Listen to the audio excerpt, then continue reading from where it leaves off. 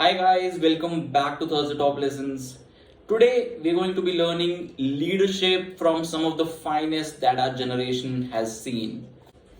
In this book, How to Lead by David M. Rubenstein, David tries to cover and capture the wisdom from some of the finest CEOs, leaders, and creators. So, this book is effectively a compilation of all the interviews that David has had with all the leaders globally. And we are going to talk about that one key takeaway on leadership by all these people. So, here it goes. So, first, Jeff Bezos. We all know he is the founder of Amazon. Jeff says on leadership that everything I've ever done has started small. I like treating things as if they are small. Even though Amazon is a large company, I wanted to have the heart and spirit of a small one. When you can make decisions with analysis, you should do so. But it turns out in life that your most important decisions are always made with instinct, intuition, taste, and heart. I can tell that even though many CEOs are talking about customers, they're really focusing on competitors. It's a huge advantage to any company if you can stay focused on your customer instead of your competitor. So then you effectively have to identify who your customer is. At Washington Post, the newspaper owned by Jeff Bezos, customers, he says, are not people who buy advertisements. They are our readers. Full stop. Now let's see what Richard Branson, the founder of Virgin Group, has to say. He says that I never go into a venture with the idea of making profit. If you can create the best in its field, generally speaking, you will find that you will pay the bills and you will make the profit. Now let's talk about Oprah. Oprah says that your legacy is every life you've touched. We like to think that these great philanthropic moments are the ones that leave the impact or will make a huge difference in the world. But it's really what you do every day. It's how you use your life to be a light in somebody else's. She says that you run your own race better than anybody. If you can take time to see what everybody else is doing, you lose your ground. I could be a better me than I could be anybody else. My skill comes not from my interviewing ability, it comes from my listening ability. And my skill comes from knowing fundamentally inside myself that I am no different than the audience. So Warren Buffett, one of the greatest investors of our generation, he says that look for the job you want to hold if you don't need a job. You're probably going to live once. You don't want to be sleepwalking through life. Look for a job that turns you on. Find a passion.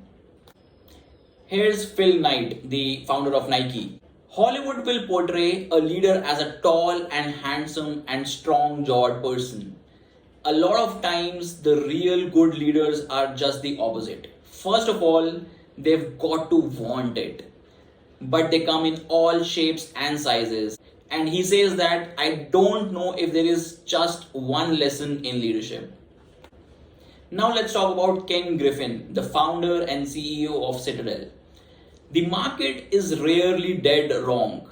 The history books are littered with people who are smarter than the market who have lost all their money. When you are in an investment and it's not working out, you really need to take a step back. What didn't I understand in this situation is the question you constantly need to ask yourself.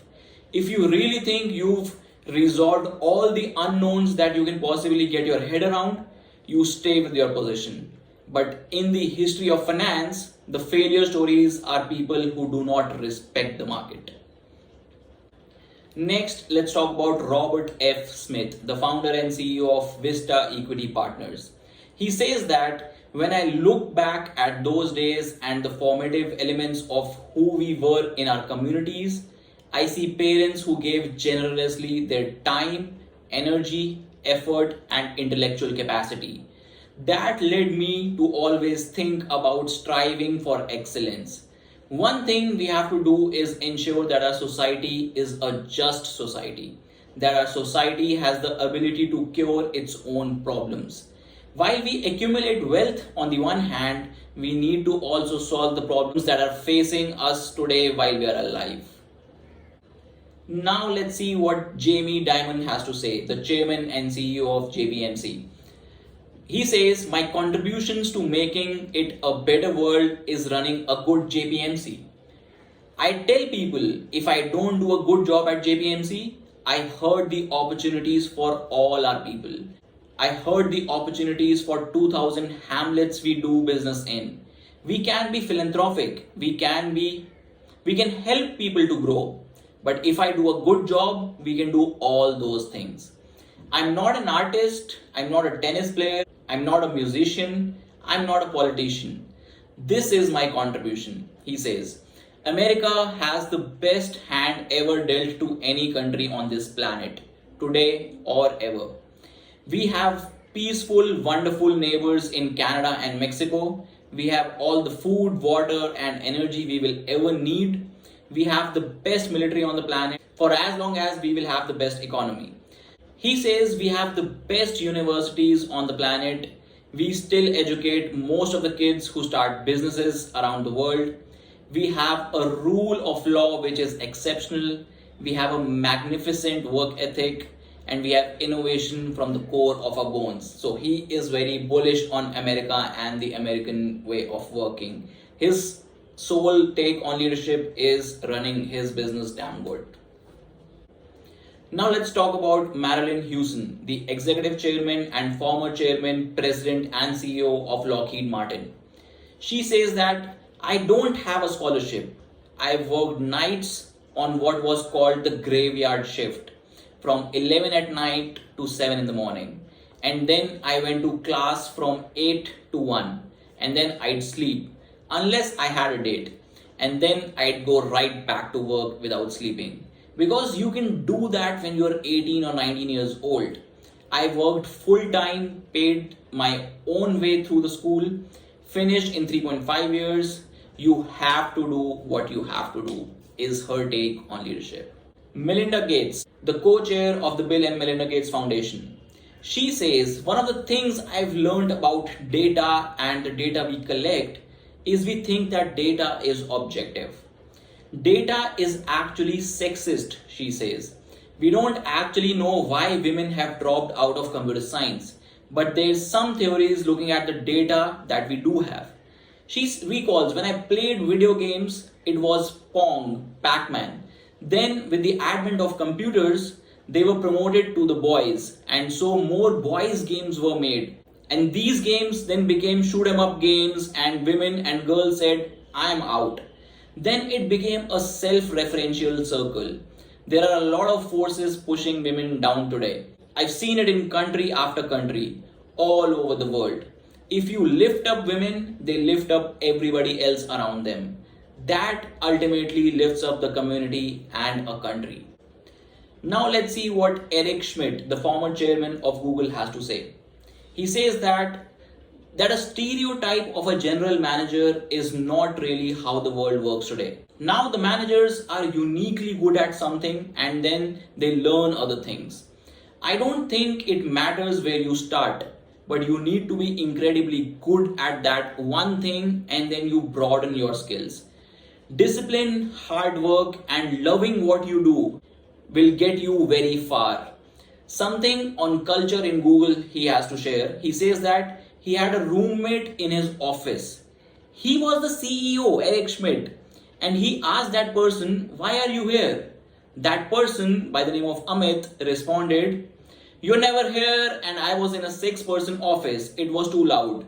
They sat next to each other and worked for a year together in the CEO's office. That is what Google's culture has evolved into. Now let's hear from Tim Cook, the CEO of Apple.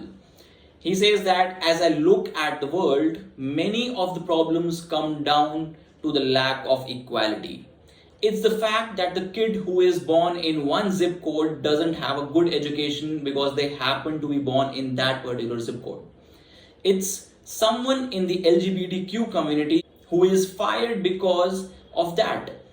It's someone who has different religion than the majority and is therefore ostracized in the same way. Very simply, I think if you could wave a wand and everybody in the world would treat each other with dignity and respect, there are many problems in the world that will simply go away. Ginny Rometty, the former chairman, president, and CEO of IBM, she says, I have always had the viewpoint that every situation is a learning opportunity. People say to me, when you hire people now, what do you look for? And I will say one of the biggest traits I look for is curiosity. On being a role model as a woman, Ginny says, this has nothing to do with gender, right? Almost blind to that over time, though, I really came to learn and see how important it is that there should be role models. And you have to accept the fact that you are a role model on appropriate things. Now let's hear from Indra Nooyi, the former chairman and CEO of PepsiCo, my old company. If you're willing to make all of the trade-offs that you need to make, you can have it all. There will be heartache, there will be pain, there will be some collateral damage underneath the surface. You have got to live with it.